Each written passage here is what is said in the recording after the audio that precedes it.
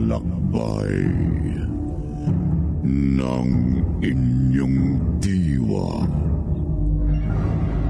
Pagsaksi sa mga pangyayaring hindi mo sukat akalain.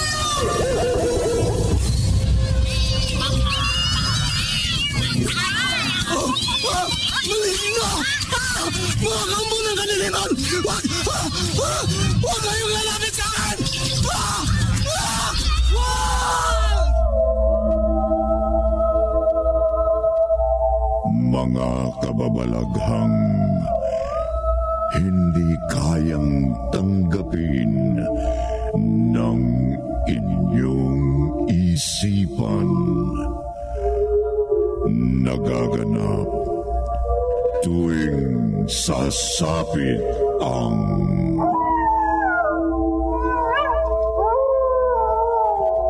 gabi ng lagi.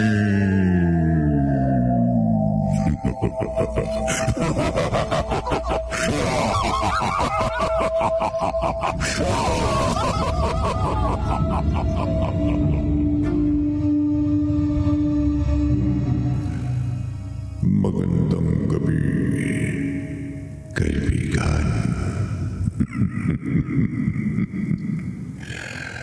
Ang bawat hiwaga ay may kapaliwanagan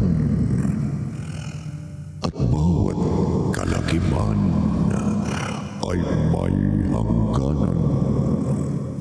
Maging ang lagim na hatid ng matandang lalaki sa dilim sa isa na namang gabi ng lagi.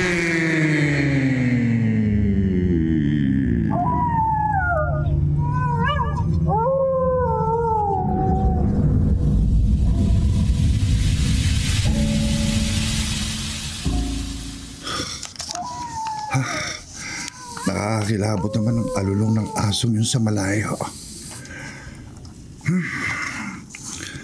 Para tuloy may masamang mangyayari ngayong gabi. Ha? May tumatawag sa pangalan ko. Parang boses ng matandang lalaki. Pero sino yun? Wala namang ibang tao dito sa kwarto ko maliban sa akin. Ha? Matandang lalaki? Matandang lalaki sa dilim. Nandilisik ang mga matang nakatitig sa akin. Paano nagkaroon ng matandang lalaki dito sa kwarto ko? Ako, si Rio. Nakakatakot ang mukha ng matandang lalaki sa dilim. Nakakakilabot.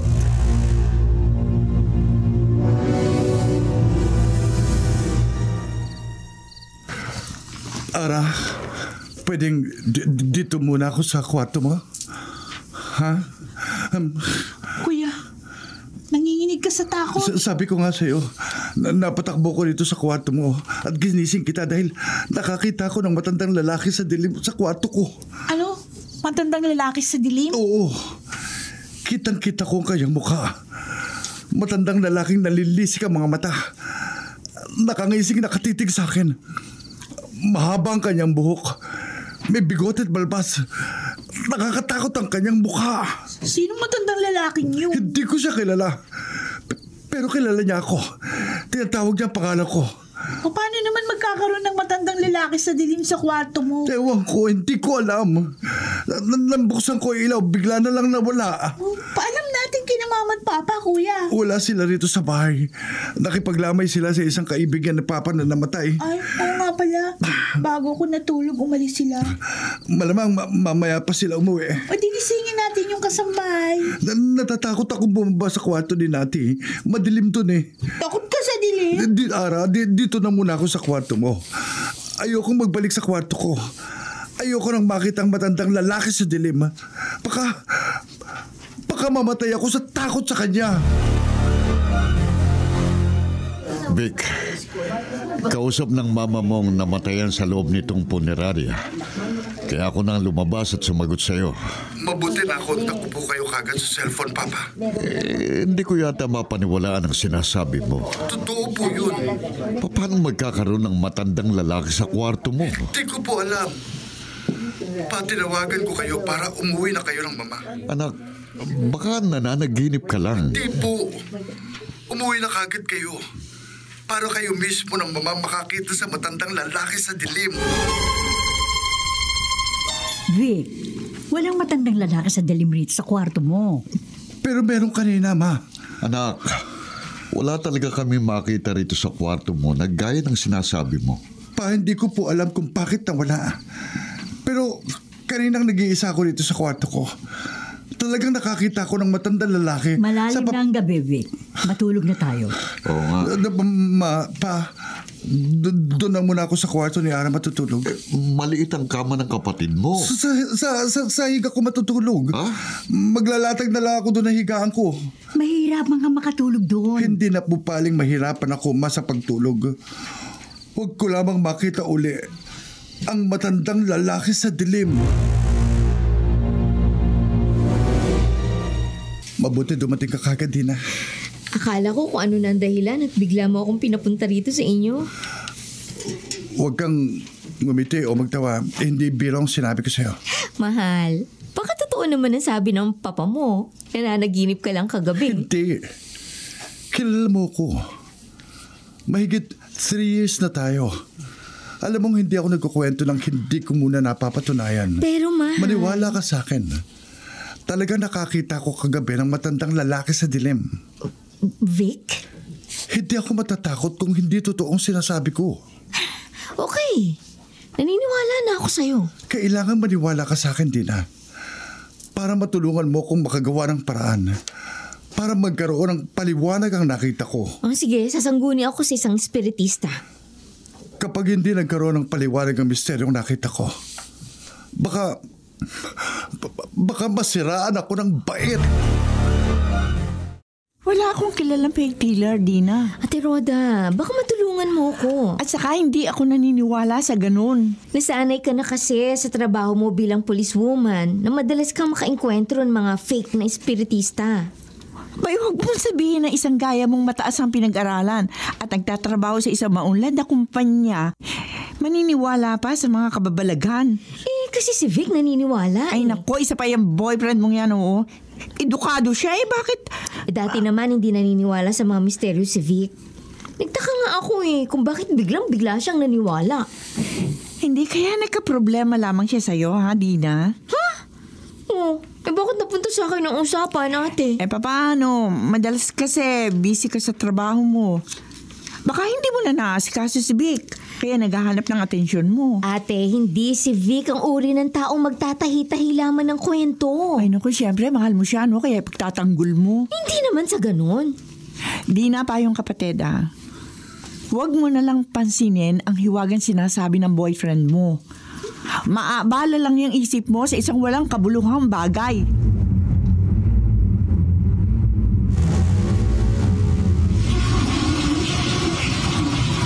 Kung hindi lamang sa tawag ng pangangailangan, hindi ako papasok dito sa comfort room.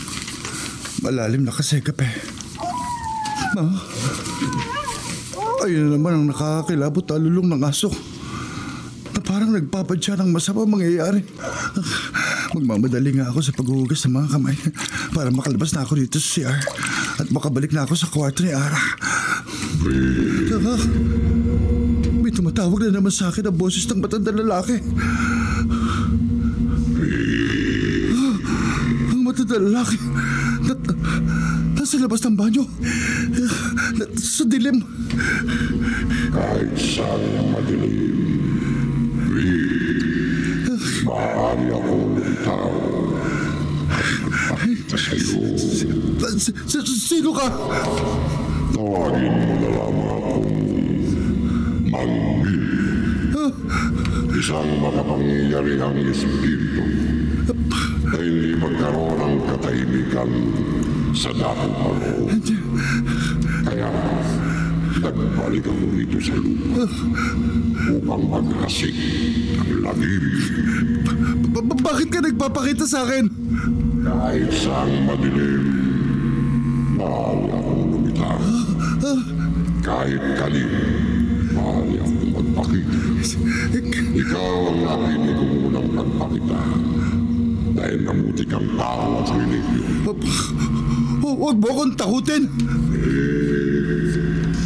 Tumitig ka sa aking mga mata. Huwag kang magpakita sa akin. Tumitig ka sa akin. Hindi ako makatutol sa sinasabi niya. Ngayong nakatingin ka na sa aking mga mata. Susundin mo ko. Ako na mula ngayon ay kikilalanin mong Panginoon.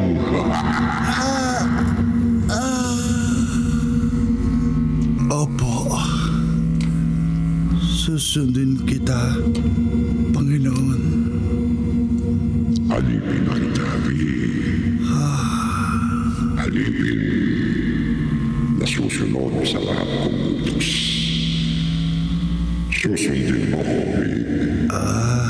Lalabas ka ng bahay ngayong gabi at magsasabog ka.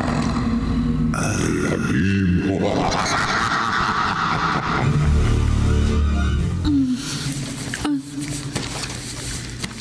Bakit wala dito sa kwarto ko si Kuya Vic? Nakatulugan ko kasama ko siya. Baka naman nahihirapan siyang matulog sa sahig at nagbalik doon sa kwarto para doon matulog. May nagbukas ng pinto sa ibaba. May lumabas ng bahay. Sino kaya yun? Silipin ko nga dito sa bukas na bintana ng kwarto. Hoy, may nagbukas ng gate. Bakit? Si Kuya Vic yun ah. Palabas ng gate? Saan yun pupunta? Kuya! Kuya Vic, saan ka pupunta? Kuya! Kuya Vic! Bakit ganun? Naglalakad lang siya na parang wala sa sarili. Sigurado naman ako narinig niya yung tawag ko. Pero hindi naman ako nilingon. At naglakad siya papalayo. Saan siya pupunta? Ma? Pa? Buksan yung pinto! Sandali lang. Ma? Pa? Oh, Ara. Bakit gabing-gabi na kumakato ko pa? At bakit parang liga-liga, anak? Ma, lumabas po ng bahay si Kuya Vic.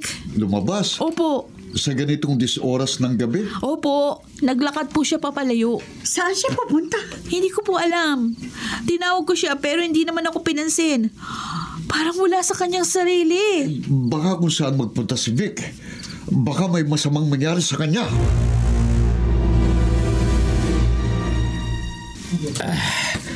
Ang hirap magwardya sa gabi, oh. Puyat na. Lantad pa sa mga lamok. May naglalakad malapit dito sa grocery, na ginagwardyahan ko.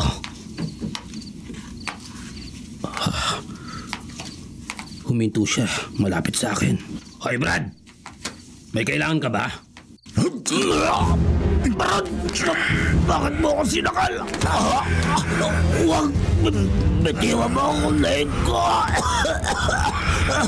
Hindi ako makahinga!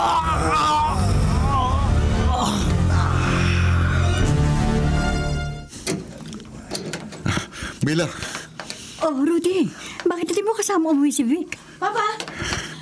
Di niyo ba nakita si Kuya? kung saan ko na hinanap si Vic, pero hindi ko siya makita. Humingi na tayo ng tulong sa barangay, sa mga pulis. Talagang kailangan nating humingi ng tulong, Mila. Ngayon lang umalis si Vic nang walang paalam.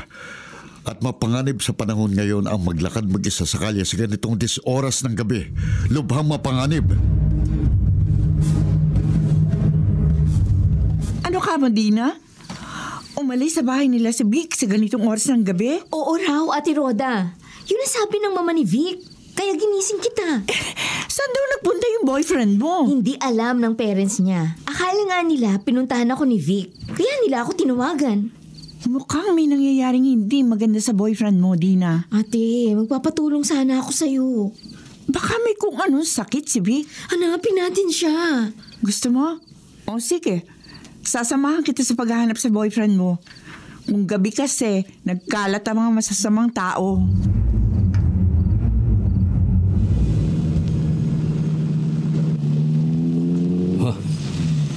May nakahandusay sa harap ng isang nakasarang grocery.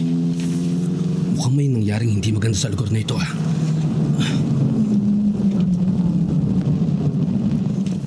Mag-iimbestiga ako. Kailangan ihanda ko ang aking service firearm.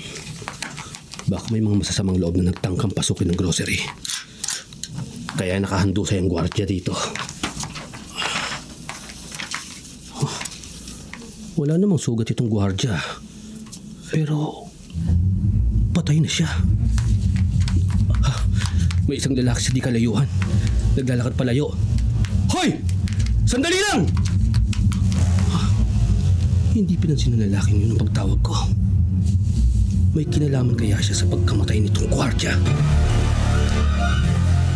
Ate Roda, wala akong maisip na dahilan para umalis si Vic sa kanila nung walang paalam. Hindi siya magkakaganon kung walang dahilan, Dina. Wala naman akong alam na sakit si Vic. Maaaring may problema siya na hindi lang niya nasasabi sa'yo. At hindi rin alam maging ang kanyang mga kasambahay. Sana makita na natin siya. Jesus! Chip! May kasama ka? Kapatid ko, Chip. Si Dina. Bakit narito kayo? Hinahanap po namin ang boyfriend ko, Chief. Boyfriend? Baka siya ang nakita kong malapit sa pinangyarihan ng krimen. Ho? May krimeng nangyari sa lugar na ito, Chip? Mayroon, De Jesus. Pabalik na ako sa headquarters natin nang makita ko ng isang nakahandusay at patay na security guard. Kung saan malapit doon, may nakita ko isang lalaki na pumasok sa isang eskinita. Pero nang sundan ko, hindi ko na nakita. At siya ko ang hinahanap nang makita ko kayo. Chief, maaari hong ang lalaki sinasabi ninyo ang boyfriend ko. Buti pa hanapin natin siya. Sige, magtulong-tulong tayo sa paghanap sa boyfriend ng kapatid mo, De Jesus. Maaaring may nalalaman siya sa pagkamatay ng gwardiya.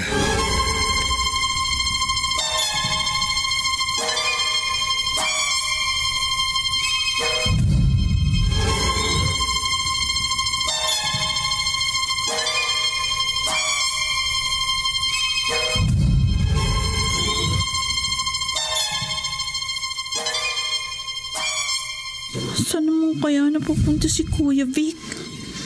Sana makita siya ni Ate Dina at ang kapatid niyang poliswoman para hindi na kami nag-aalala ni na Papa at Mama sa kanya. Oh, may nabubukas ng pinto. Sino naman kaya yun? Ay, nasa kwarto na sila Papa at Mama. Si Kuya Vic! Nagbalik siya! Nagbalik na! Kuya! Kuya, mabuti umuwi ka na. Saan ka ba nagpunta? Bakit umalis ka na walang paalam kanina? Ha? Kuya? Ay! Anak, bakit sinunggaban mo ang braso ko? Parang babalibag mo ako sa dingding. Wag! Wag, Kuya! Wag! Iyo si Ara. Baka siya narinig nating malakas na kumalabog dito sa baba ng bahay. Mila, bakit nakadusay sa salang bulsong anak mo? Ha? Bilisan natin ang pagbabari sa hagdan. Ara! Anak! Ara, anong nangyari sa'yo? Ara! Yung walang mali si Ara. Teka. May sugat siya sa ulo. Ano nangyari kay Ara?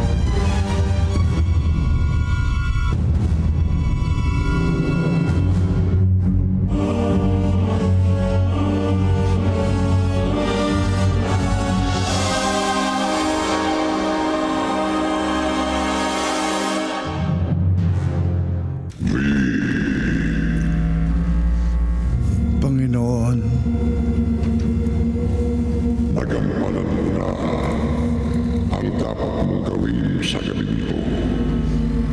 Nakapagsabog ka na ng lagim. Lagim na paulit-ulit mong isasagawa tuwing kakagat ang dilim. Opo, Panginoon. At walang makahadlang sa'yo, tuwing nasa ilalim ka ng ating kapangyarihan. Magkakaroon ka ng ang bihirang lakas na iyong magagamit upang magsabot ng lagim.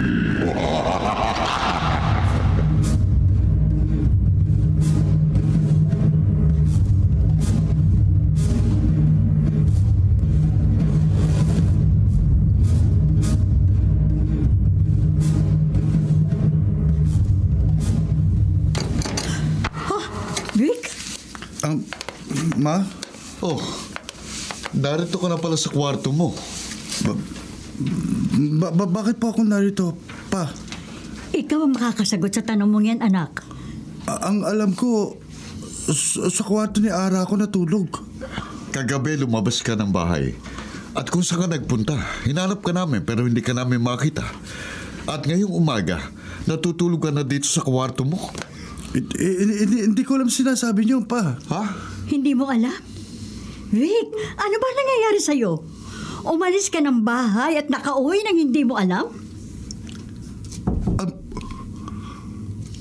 Ang matandang lalaki sa dilim. Ha? Matandang lalaki sa dilim? Nakita ko na naman po kagabi sa labas ng banyo. Anak, alam mo ba sinasabi mo? Iyon po ang huli kong natatandaan, Mama. At hindi ko po alam lumabas ako ng bahay at kung saan ako nagpunta. Vic, hindi ako naniniwala sa mga kababalaghan. Pero sa nangyayari sa'yo, parang pinaglalaruan ka ng isang masamang espiritu. Vampiro, Aling Mila, buti pinuntahan niyo ako agad dito. Proy, balita namin mahusay kang espiritista. Bakit ka napailing matapos kang magsagawa ng ritual at orasyon? Totoo. Totoo ang inyong suspecha sa panganay niyong anak. Pinaglalaruan siya ng masamang espiritu? Oo. Ha? Maliwanag sa nakikita kong mensahe ng aking mga baraha.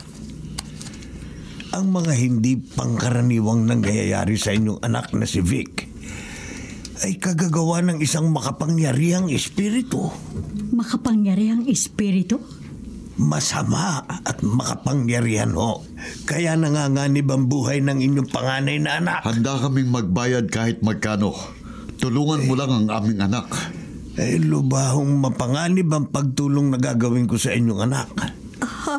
Ang pagkontra ko sa isang masama at makapangyarihang espiritu ay maaaring maging kapalit ng sarili kong buhay.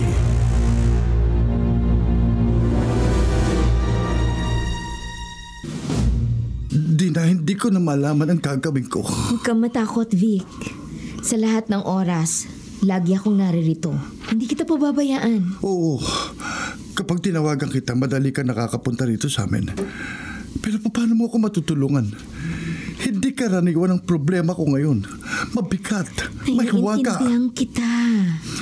Ayon sa mama at papa ko, tiniyak ng espiritistang nakausap nila na pinaglalaroan ako ng masamang espiritu. Vic, may awa ang Diyos. Malulutas natin ang problema mo. Halos minuto, nagdarasal ako, Dina. May ituturo rin ng Panginoon kung sino makakatulong sa'yo. At kung paano malulutas ang problema mo sa sinasabi mong matandang lalaki sa dilim.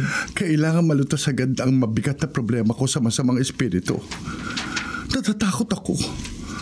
Baka marami pang mapahamak dahil sa akin. Vic. Nag-aalala ako. Hindi ko alam. Pero baka akong may kagagawan sa pagkamatay na isang security guard. Imposible yun. Hindi kalayuan lamang dito sa amin ang pinangyarihan ng pagpatay sa gwardya. Ayon sa investigasyon ni na Ate Rhoda, pinatay sa sakalang security guard. Imposibleng ikaw may kagagawa nun. Dahil malaking lalaki ang gwardya kaysa sa'yo. Paano nangyari kay Ara? Ayon sa papa at mama ko, parang ibinalibag sa dingding ang kapatid ko. Kaya nagkaroon ng malaking sugat sa ulo. At hanggang ngayon wala pang malay sa ospital. Hindi ikaw ang may kagagawa nun. Hindi mo magagawa yun sa kapatid mo. Hindi natin alam yun, Tina. Vic, huwag mong takutin ang sarili mo. At huwag mong guluhin ang isip mo sa mga bagay na malabong mangyari. Baka magkasakit ka at lalong lumubha ang problema mo. Ngayon kumagat na ang dilim. Gaya ng pangako ko kina Mampio at Aling Mila. Uumpisahan ko ng pagtulong sa kanilang panganay na anak. Nasimulan ko ng balasahin ang mga barahan na aking inorasyonan. Malalaman ko na kung sino ang espiritong nagpapahirap kay Vic. At baka mapigilan ko na siya sa pagpapahirap sa Lalaki. Matandang lalaki. May matandang lalaking lumitaw sa dilim. Nakatitig siya sa akin na nanlilisik ang kanyang mga mata. Lalaki. Nagpakita ako sa iyo dahil nararamdaman ko. Gusto mong kontrahin ang aking kapangyarihan. Sino ka? Hindi na mahalagang makilala mo.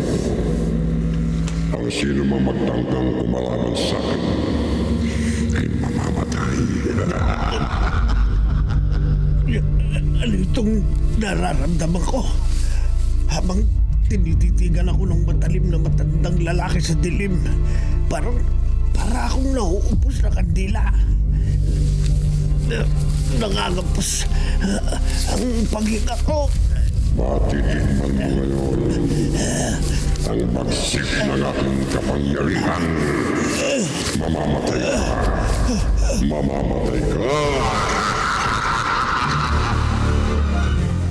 Lalaking kumakalangan sa akin.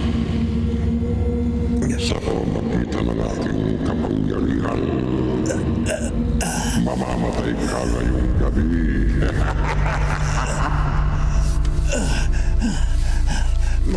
Matandang lalaki sa dilim.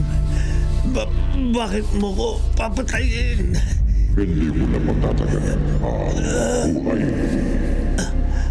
Wala akong kasalanan sa'yo. Nararamdaman ko may taglay kang kapangyarihan.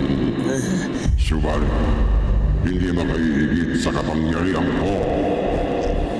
Bakit ka lumilitaw sa dilim? Bakit ka nagkakalat ng lagim? Balon ng kadiliman ng dati paroon. Tigib ng katahimikan at nagimayong kalungkutan. Hindi ako makatatagal sa buhok na yon na katulad ng ibang espiritu. Isa kang espiritu? Namatay na ang aking katabang lupa. Kaya nagpanutang-lutang na lamang ako sa kalawakan. Hanggang sa makarating ako na dako paroon ng iwaga. At walang hanggang pagdurusa. Ang purgatorio malamang ang tinutukoy mo. Purgatorio? Ang buok na hantungan ng mga kaluluwang hindi magkaroon ng katahimikan. Dahil noong nabubuhay pa sila, nahahati ang kanilang mga gawa at paniniwala sa kabutihan at kasamaan. Masama na ako kung masama.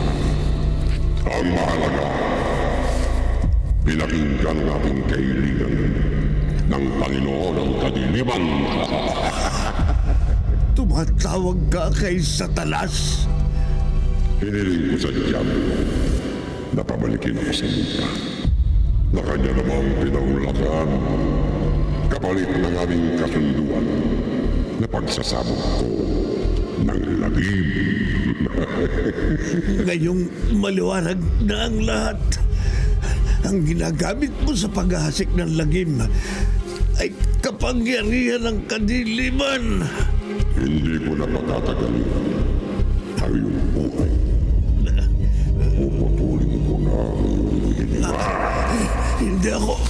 papayag na mapabilang sa iyong mga biktima. Kampo ng dilim. Babalasahin kong aking baraha. Ganito. Bakit? Bakit ganito? Hindi ko mapigilan. Unti-unting naglalaho ang aking aparisyon sa dilim. Naglalaho ako.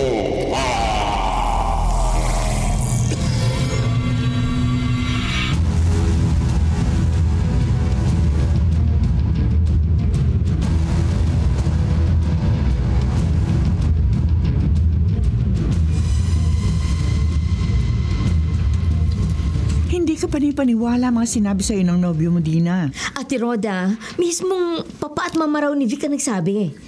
Maging ang nilapitan nila espiritista ay muntik ng pinatay ng matandang lalaki sa dilim ng makapangyarihang masamang espiritu. Totoo, may lumilitaw na matandang lalaki sa dilim? Yun ang labis na kinatatakutan ni Vic. Kaya nakikiusap ka mo sa'yo ang nobyo mo na dalawin mo siya ngayong gabi. Ate, kailangan niya ng aking tulong. Kung totoong masamang espiritu ang nagpapahirap kay Vic, ano may tutulong mo sa iyong nobyo? Alam ko ang gagawin ko, ate. Anong laban mo sa isang makapangyarihang masamang espiritu? Dina. Salamat na parito ka sa amin ngayong gabi. Tio, hindi ko po maaaring pabayaan si Vic. Naroon siya sa kwarto ng nakababatang kapatid niya. Gusto ko po siya makausap, pati si Tita Mila. Nasa ospital ang tita Mila mo. Nagbabantay kay Ara. Kung papayag po kayo, dito ako magpapalipas ng magdamag ngayong gabi. Para sa anumang maitutulong ko sa inyong pamilya. Hindi namin mapapahindian ang tulong na inaalok mo sa amin, Dina. Lalo kay Vic. Sa guest room ka na matulog ngayong gabi. Hindi po ako matutulog, Tito. Dito po ako sa sala. Dito ko po hihintayin ang paglitaw sa dilim ng masamang espiritu.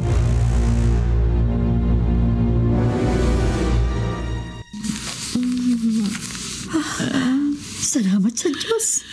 Nagkamalay ka na, Ara. Mama. Ako nga, anak. Nasaan ako? Narito ka sa ospital. Isinugod ka namin dito nang matagpuan ka namin ng papa mo sa sala. Nawa ng malay at may sugat sa ulo. Sabihin mo, anak, sino may kagagawan sa sugat mo? Si Kuya Vic po. Ang kapatid mo? Si Kuya Vic. Ang muntik nang pumatay sa akin. Si Kuya.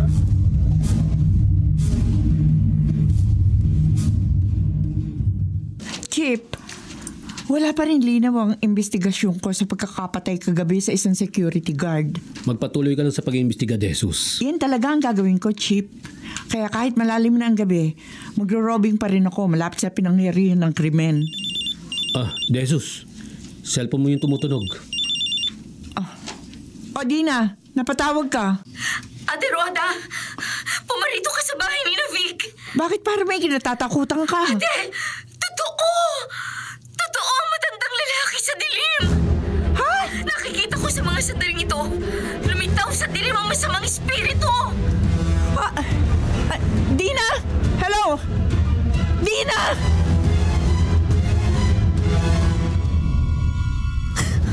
Matandang lalaki sa dilim.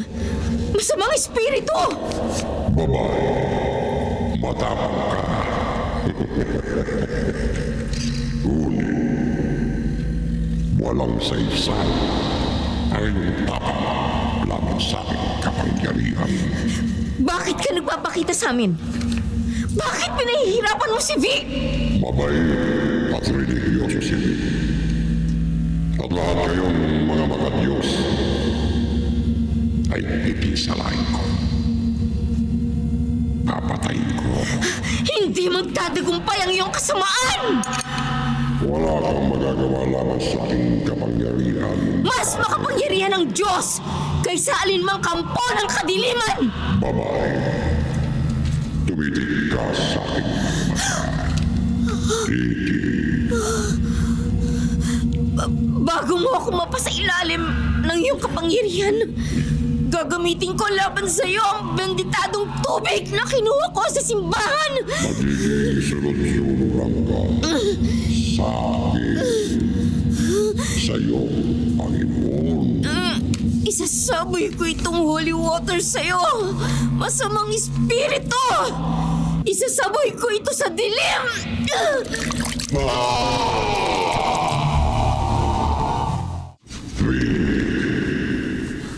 Pinahirapan ng nobya mo ang aking espiritu dahil sa tubig na isinaboy niya sa dilim. Kaya, hindi na ako muling nagpakita sa kanya. Ngunit, matapos ako muling magpakita sa iyo dito sa dilim, at ngayong mapasailalim kang muli ng aking kapangyarihan, sundin mo ang aking utos. Patayin mo ang iyong nobya. Patayin mo siya.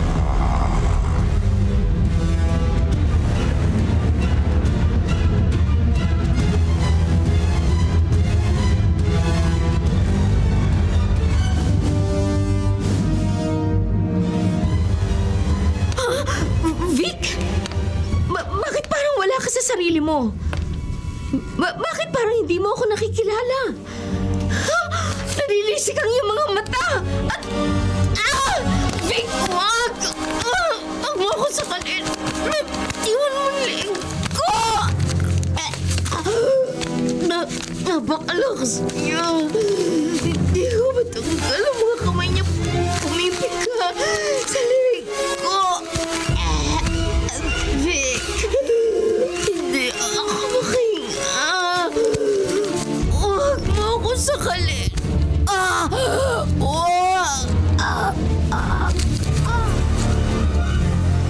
Dina. Huwag mong masyadong dibdibin ang sinabi ng nobya mo, Vic. Ma, kasalanan kong pagkamatay niya. Anak, huwag mong sisihin ang iyong sarili. Hindi po siya mapapahamak pa kung hindi ko siya pinapunta rito sa bahay natin. Walang may gusto na nangyari kay Dina. Malamang po na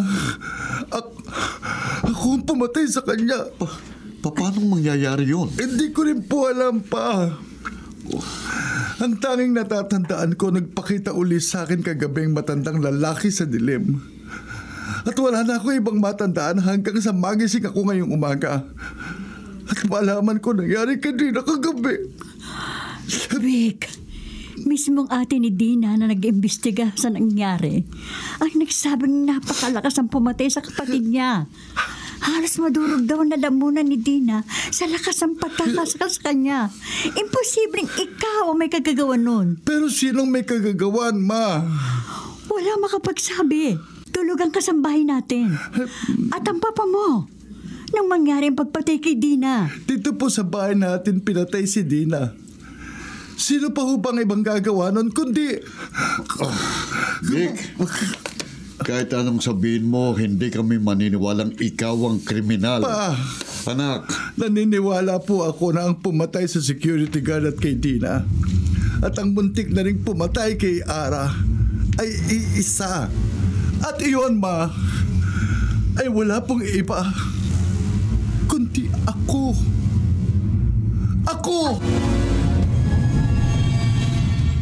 Roy, naguguluhan kami. Kaya pinuntahan ka uli namin. Naniniwala akong totoo ang sinabi ng inyong bunsong anak, Mampio. Aling Mila.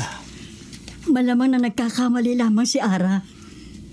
Ang kanyang kuya Vic, ang muntik ng pumatay sa kanya. Hindi lang niya matandaan, pero maaring may nakapasok na masamang tao sa bahay namin ng gabing yun. At... Aling Mila, may mga nangyayaring misteryo na sadyang hindi ka panipaniwala. Gaya ng paglitaw ng matandang lalaki sa dilim. Pero wala kaming alam na dahilan para pagtanging patay ni Vic ang sarili niyang kapatid. Malamang na nawala siya sa kanyang sarili dahil sa kagagawan ng masamang espiritu. Roy, Hindi na namin malaman kung anong aming iisipin o gagawin. Huwag ko kayong mag-alala. Gagawin ko lahat ng nalalaman ko para matigil ng misteryo at lagim na nangyayari sa inyong pamilya na kagagawan ng matandang lalaki sa dilim. De Jesus, nakikiramay ako sa sinapit ng kapatid mo. Chip, napakalupit ang pagpatay na ginawa ng kriminal sa kapatid ko. Malupit at mahiwaga. Ano mang hiwaga na kapaloob sa pagkamatay ng kapatid ko? Tutuklasin ko yon, Chip. Lulutasin ko. De Jesus. Chip, malaman ko lang kung sino ang pumatay sa kapatid ko. Magpapayad siya. Magbabayad siya ng mahal. Puroy, gusto naming mag-asawa na humingi ng tulong sa mga otoridad. Pero hindi namin maipagtapat sa kanilang problema namin sa aming panganay na anak. Wala ho sa anak niyo ang problema. Nasa matandang lalaki sa dilim. Ikaw na rin ang nagsabi.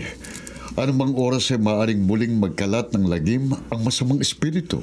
Oo, Mang Pio. Sa pamamagitan ng kanyang kapangyarihan.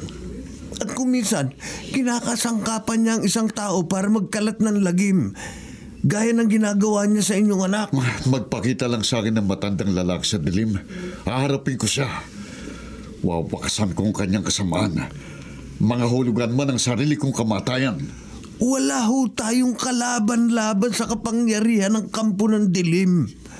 Paano, Puroy? Hahayaan na lang ba nating magpatuloy ang pagsasabog ng lagim ng matandang lalaki sa dilim?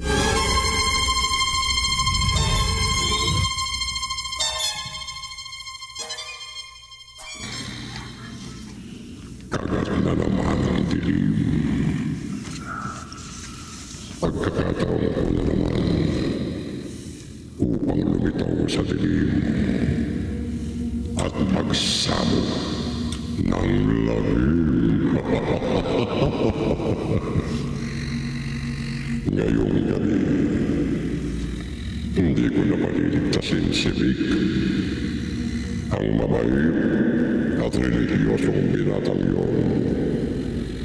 Tulad niyang nais ng ating Panginoon ng kadiliman na mawala sa mundo ito upang ang kasamaan ang magpasawi sa lahat ng plano.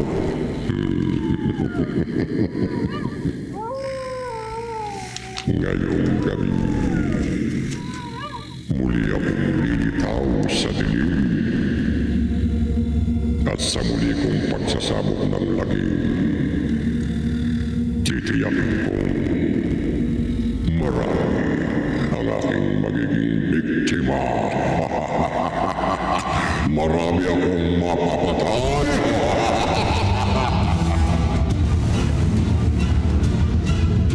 Mama. Huwag kang matakot, anak.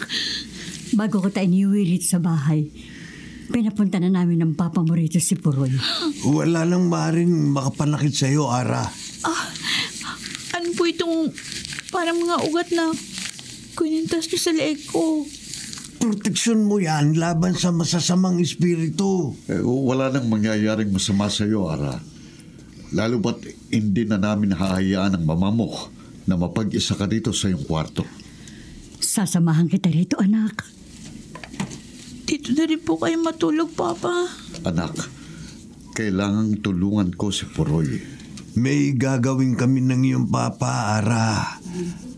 Ako, ang iyong mama at si Vic. Pati si Kuya? Oo. Magtutulong-tulong kami upang ngayong gabi magwakas na ang mga nagaganap na misteryo at lagim sa inyong pamilya. Papa! Papa! Bakit sabigaw ang inyong anak? Puroy, baka nagpakita na naman sa anak kong matandang lalaki sa dilim. Hindi ko mapigil. Kusang humahakbang ang mga paa ko. Parang kinakaladkad ako. Papalapit sa lumitaw na namang matandang lalaki sa dilim. Hindi mo ako matatakasan. Kampon ni Satanas! Huwag mo kong panlisikan ng iyong mga mata! Layuan mo ko! Hindi lamang kita isasailan sa aking kapangyarihan. Ngayong gabi, sasalin ang aking espiritu sa iyong katawan at kakasangkapanin ko ang iyong katawan upang lalo akong makapagsabog ng lagim at mas marami akong maging biktima. Huwag! Huwag! Matandang lalaki sa dilim! Layuan mo ang aking anak! Mama! Sa mga espiritu! Pa!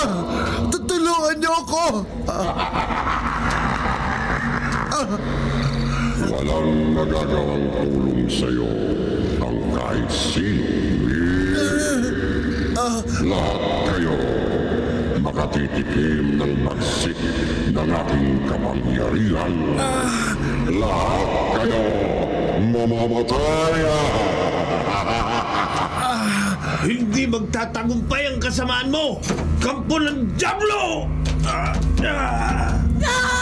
Paroy! Habang pinalilisikat tayo ng mga mata na matandang lalaki sa dilim, kumigirot ang ulo ko. Ang buong katawan ko parang sasabog ang utak ko sa matandang sakit. Ako rin. Parang sasabog ang ulo ko sa kirot. Nararamdaman ko rin ang nararamdaman niyo, Magpio, Aling Mila. Pero tayong papayag na manaigang kasamaan laban sa kabutihan. Magdasal tayo. Sabay-sabay, Vic. Sabay-sabay tayong humingi ng tulong at awa sa Panginoon. Alam namin! Sabasalangit ka! Sabay lang ang pangalan mo! Bakit sa amin? Ito yung pagdarasal. Nabibili ako. Nagsistilaw ako sa liwanag na bumapalot sa dilim. Parang sasabog ang aking espiritu. Sundin ang loob mo! Tama na. Dito sa lupa! Wala na sa langit! Tama na.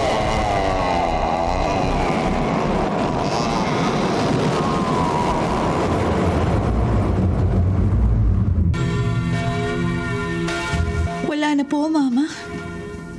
Naglaho na ang matandang lalaki sa dilim. Oo, Ara. Matapos na may parang sumabog na liwanag sa dilim na naglaho na ang matandang lalaki sa dilim. Palatandaan na kailanman, hindi na makababalik dito sa lupa ang masamang espiritong yun. At hindi na niya ako maaaring muling kasangkapanin pa sa pagsasabog ng lagim. Kaya wala ka nang dapat ikatakot sa Kuya Vic mo, Ara. Ligtas na tayo, Ara. Kuya. Salamat sa tulong ni Puroy. Hindi lang ho sa akin. Ang sama-sama nating taimtim na panalangin sa Panginoon ang nagligtas sa atin laban sa kasamaan at kapangyarihan ng kadiliman.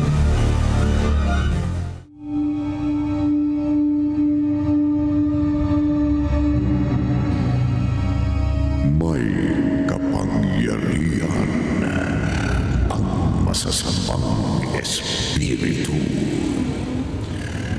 Subalit, may makahihigit kaya sa kapangyarihan ng Diyos.